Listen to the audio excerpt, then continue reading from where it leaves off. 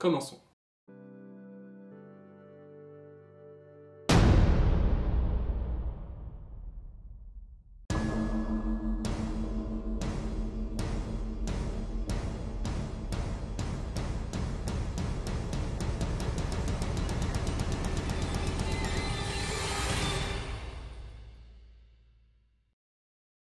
The Dark Crystal est un film américain de Jim Henson et de Frank Oz, sorti en 1982.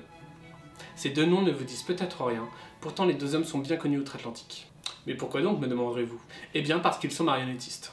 Ça rend pas du rêve, hein. Faut dire qu'en France, entre les minicums et les guignols de l'info, l'univers des marionnettes n'est pas très développé. Aux États-Unis, c'est autre chose, et Henson, créateur du Muppet Show et fondateur de l'entreprise The Jim Henson Company, est quasiment un trésor national. Enfin, était. L'homme est décédé en 1990. Pour Oz, il y a peut-être quelque chose que vous connaissez de lui. Sa voix.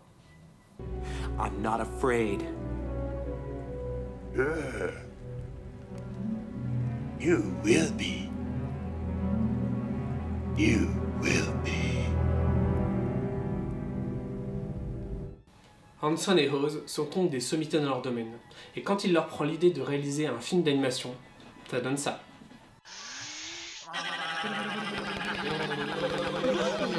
Ladies and gentlemen, it's the Muppets! Yeah!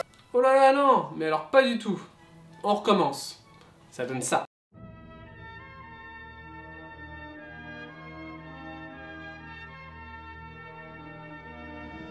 Another world, another time, in the age of wonder. 1,000 years ago, this land was green and good, until the crystal cracked. For a single piece was lost, a shard of the crystal. Then strife began, and two new races appeared. The cruel Skeksis, the gentle Mystics. Comme le dit cette sympathique voix off, le film nous débarque sur une petite planète, autrefois luxuriante, mais qui dépérit depuis presque 1000 ans. Pourquoi? Parce que le cristal, ou plus précisément la fracture du cristal. Car oui, nous sommes dans un univers de fantasy. Il y a donc forcément un gros cristal quelque part. Donc, ce gros truc mauvais a été brisé, et ça n'a pas fait du bien au monde. De cette catastrophe est née deux races antagonistes. D'un côté, les terribles Skeksis, et de l'autre, les gentils mystiques. Les Skeks...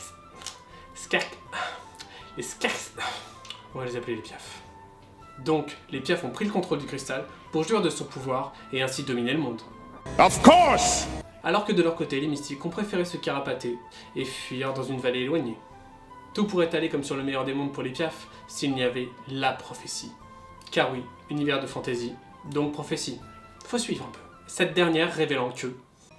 Lorsque les trois soleils enfin seront unis, ce qui fut désuni, mis en pièces et brisé, deux redeviendront un, et un sera entier, par la main d'un Gelfling et nul autre que lui.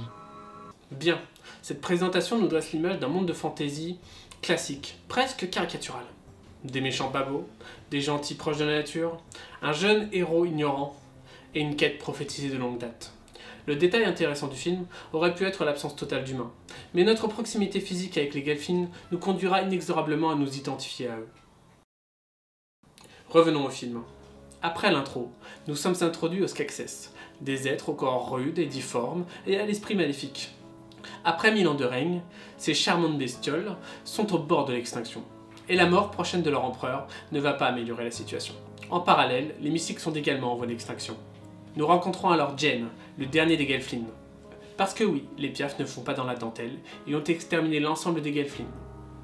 Ce qui laisse à penser que la prophétie est plutôt récente. Jen rejoint donc son maître mourant pour apprendre auprès de lui le rôle qu'il devra jouer dans l'avenir. Les Skeksis feront tout pour te détruire. Car la prophétie dit que c'est toi qui trouveras l'éclat. L'éclat de cristal. S'il échoue, les piafs seront les maîtres pour toujours. Jen doit donc se rendre chez Ogra, celle qui connaît tous les secrets. Pas de problème? Sauf que si, problème. Jen n'est qu'un enfant, et il ne sait rien faire de ses 8 doigts. Hormis la composition sur flutio, semble-t-il. Éclipse chez les piafs. L'empereur Clams.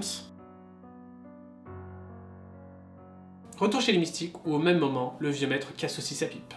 Mes condoléances, tout ça. L'aventure commence donc pour Jen, qui part accomplir son destin. Retour chez les Piaf, où le chancelier et le général s'opposent pour la succession. Et c'est le général qui l'emporte. Évidemment, malheur au vaincu. Le chambellan se retrouve défroqué plus rapidement qu'il n'en faut pour dire nudiste, et est banni. Ce qui est toujours une super idée en général. Bah oui, pourquoi couper la tête d'un opposant politique quand on peut le bannir après l'avoir bien humilié pour qu'il rumine son plan de vengeance? Soudain, une alarme sonne, informant les Piaf qu'un Gelfling est toujours vivant. Sérieusement? Elle sort d'où cette technologie? Bon, ni une ni deux, le nouvel empereur dépêche ses hommes pour capturer la menace. Et si vous n'avez pas compris ce plan, en gros, la bestiole a une idée derrière la tête.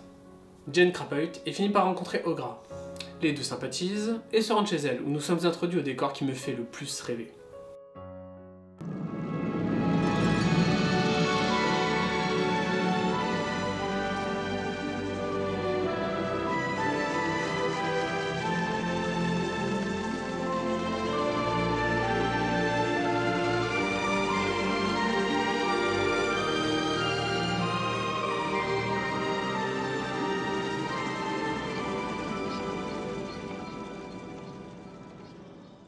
Ogra présente une série de cristaux à Jen qui devra choisir le bon.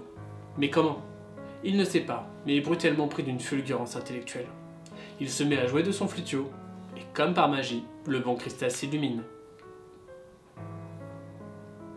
Coup de bol. Pas mal. J'aurais pas pensé. Alors, les hommes de main attaquent brutalement. Mais le jeune Gelfling, par une habile manœuvre, parvient à s'enfuir. Comment il a fait pour être là, lui? Je me demande de plus en plus si le monde dans lequel se passe Dark Crystal ne serait pas en fait la planète du Caillou du Nord. Niveau de taille, quoi. Bon, de leur côté, les mystiques sentent que les cristaux les appellent et se mettent en route vers le château des Scarcès. Retour sur Jen, qui se demande bien ce qu'il va faire de ce morceau de verre. C'est dommage quand même qu'il n'ait pas été élevé par des mecs qui auraient pu lui dire genre tu vois le cristal c'est comme ça que ça fonctionne, coup du flutio. Bon, le Gelfling ne s'arrête pas là, il repart explorer les alentours en démontrant toutes ses capacités acquises auprès des sages mystiques. Il rencontre alors Kira, qui s'avère être également une Gelfling. C'est vraiment une toute petite planète, hein. Ouais. En un contact, les deux se retrouvent comme connectés et apprennent mutuellement l'histoire de l'autre. La jeune fille a donc survécu au massacre des siens grâce au sacrifice de sa mère.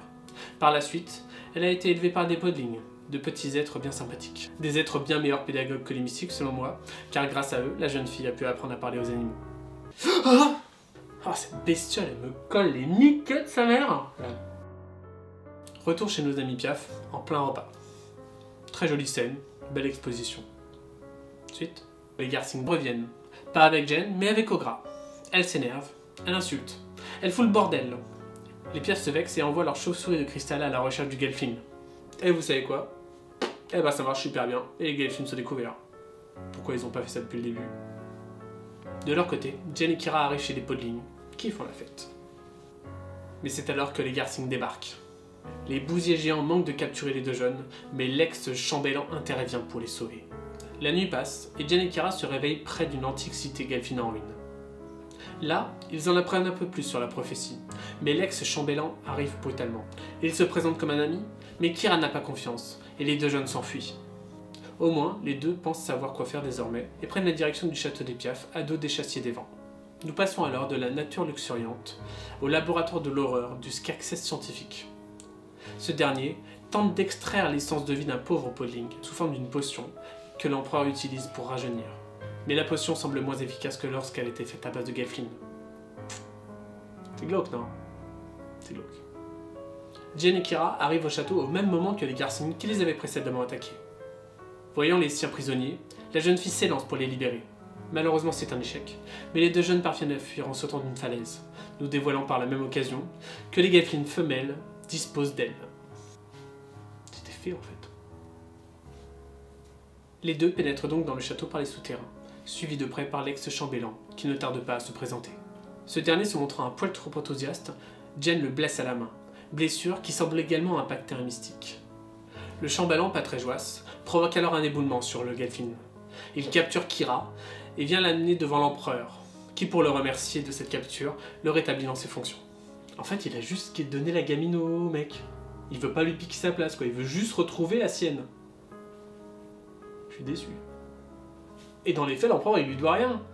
Là, il est sympa, il le rétablit dans ses fonctions. Mais au final, il aurait très bien pu rien faire. Hein. Il aurait même pu le rebannir une deuxième fois. Donc, retour au labo, où le Scarecrow scientifique tente d'extraire l'essence de vie de Kira. Sauf que la gamine ne se laisse pas faire, et après un échange télépathique avec Jen, elle provoque la révolution des divers animaux présents dans le laboratoire, ce qui entraîne la mort du Scarecrow scientifique. Et d'un mystique, semble-t-il. Bon là, je vais vous laisser quelques secondes pour switcher à la timeline qui va apparaître quelque part. Parce que là, c'est la fin, et j'ai pas spécialement envie de vous spoiler la conclusion si vous avez envie de regarder le film. Donc, cliquez pas, au revoir, et peut-être au revoir. On enchaîne ? Tout s'accélère alors que l'alignement des soleils est sur le point de s'accomplir. Les mystiques arrivent enfin au château, et tous les protagonistes se retrouvent dans la salle du cristal. Bagarre générale. Jen perd le cristal, mais Kira lui renvoie, se prenant un mortel coup de poignard au passage. L'alignement s'accomplit, et Jen réunifie le cristal. La réaction est plutôt surprenante. Un tremblement de terre se déclenche et le château s'effrite, faisant apparaître des murs de cristaux derrière une couche de terre. Plusieurs faisceaux de lumière sortent du cristal et frappent les mystiques et les Skerses. Inexorablement attirés les uns vers les autres, les deux races fusionnent pour donner naissance à une nouvelle espèce. La prophétie est accomplie, et... Ce qui fut désuni, mis en pièces et brisé, deux redeviendront un, et un sera entier. Nous apprenons alors qu'il y a des siècles, perdus par leur arrogance et leur illusion, cette race abîma le cristal. Cela provoqua leur fragmentation en deux facettes antagonistes. Nous n'en saurons pas plus. Les nouveaux venus ressuscitent Kira, et laissent le cristal réunifié entre les mains malhabiles de Jen. Puis ils partent vers... aucune idée. Fin. Bon, bah c'était bien sympathique. En toute honnêteté, le film ne brille pas par son scénario. Le concept du voyage du héros, décrit par Joseph Campbell, est ici largement utilisé. Héros vivant une petite vie tranquille, appel à l'aventure, peur de l'inconnu du héros, encouragement d'un ou plusieurs mentors, récupération d'un objet magique, épreuve, allié, ennemi, épreuve suprême, affrontement de la mort, accomplissement de la quête, et finalement, retour dans un monde ordinaire et utilisation de l'objet de la quête pour améliorer les choses par un héros transformé par l'aventure. Que du classique. Mais alors, me demanderez-vous, pourquoi Dark Crystal est régulièrement considéré comme l'un des tout meilleurs films de fantasy au monde? Eh bien parce que le film est beau. Décors, costumes, marionnettes, tout y est riche de détails. Regardez-moi ce chamaran Skerses, et dites-moi qu'il n'est pas de toute beauté. Hormis les Gelflings qui ressemblent trop à des humains pour que leur imperfection ne nous saute pas au visage, toutes les marionnettes sont véritablement vivantes. L'équipe créative du film a su apporter une caractérisation au moindre détail esthétique de cet univers à la fois merveilleux et malsain. Un gros travail de recherche de toute évidence. On trouve par exemple des inspirations issues des œuvres de Léonard Lubin, mais également de Brian Froud, qu'Hanson rencontra et qui participa au projet comme concepteur artistique.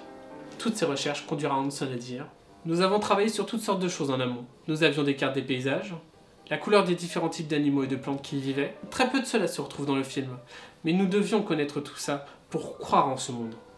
Alors, même si nous ne montrons qu'une petite partie de ce travail dans le cadre du film, nous avons affaire à quelque chose qui a de la profondeur. Une autre source d'inspiration se trouve dans les productions mêmes de Jim Henson, comme The Land of the Gorge, émission dont l'action se déroule dans un monde lointain, où les personnages vivent dans un lieu semblable à un marais de fantasy. L'environnement y est sombre, et les marionnettes ont des apparences plus grotesques que dans le Muppet Show. Évidemment, n'oublions pas au sein des références l'œuvre de Tolkien. On peut par exemple trouver des similitudes entre les différentes races de Dark Crystal et celles du Seigneur des Anneaux. Ainsi, les mystiques, sages et proches de la nature, sont similaires aux elfes, alors que leurs pendants maléfiques et corrompus, les Skerses, sont plus proches des orques. Pour les joyeux et festifs podlings, la ressemblance avec les hobbits est toute trouvée.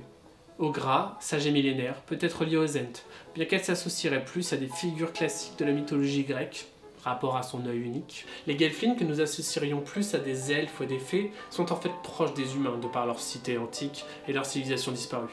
Il est aussi possible de dresser un parallèle entre les paysages des deux univers. Le château des Skerses, par exemple, ne dénoterait pas s'il se trouvait en Mordor. Pour Jane. Toutes ces choses, recherche, développement, peuvent nous amener à comprendre pourquoi le scénario de Dark Crystal peut nous paraître pauvre. Ce n'est pas un monde bâti sur une histoire, mais bien l'inverse, un univers créé dans lequel se déroule l'histoire. Bon, pour autant, l'aspect graphique n'est pas la seule chose à retenir de Dark Crystal. Le développement des personnages, par exemple. Ainsi, si un Jen peut paraître niais et sans fond, c'est principalement car il est avant tout le réceptacle du spectateur, qui découvrira le monde à travers ses yeux. Cela ne veut pas dire pour autant que le Gelfin n'est que ça. La colère qu'il exprime lors de ce passage retranscrit bien la frustration d'un être élevé dans un but dont il ne comprend pas les enjeux, comme un enfant élevé par des parents trop exigeants. Il est à noter également que Jen est lettré, mais pas polyglotte, à la différence de Kira. Il est donc beaucoup plus perdu dans ce monde qu'elle, pourtant, il peut en apprendre plus sur ses origines, alors qu'elle resterait dans l'ignorance sans lui. En parlant de Kira, voilà un personnage intéressant. Orpheline comme Jen, elle semble avoir de bien meilleurs souvenirs de son passé. Son traumatisme n'en est que plus fort, et alors que le garçon écoutera un temps le Skeksis, elle n'hésitera pas à fuir. Pour autant, elle n'est pas lâche. Ce serait même plutôt elle, la représentante classique de l'héroïsme en fantasy. Nous le constatons lorsqu'elle attaque pour libérer les podlings. C'est également elle qui permet la fuite après cette attaque. C'est encore elle qui utilise sa force mentale et sa capacité à parler aux animaux pour éliminer le Skeksis scientifique. Rappelons que le film est sorti en 1982 et que les personnages féminins forts sont encore discrets. Ok, il y avait Ripley, mais ça compte pas.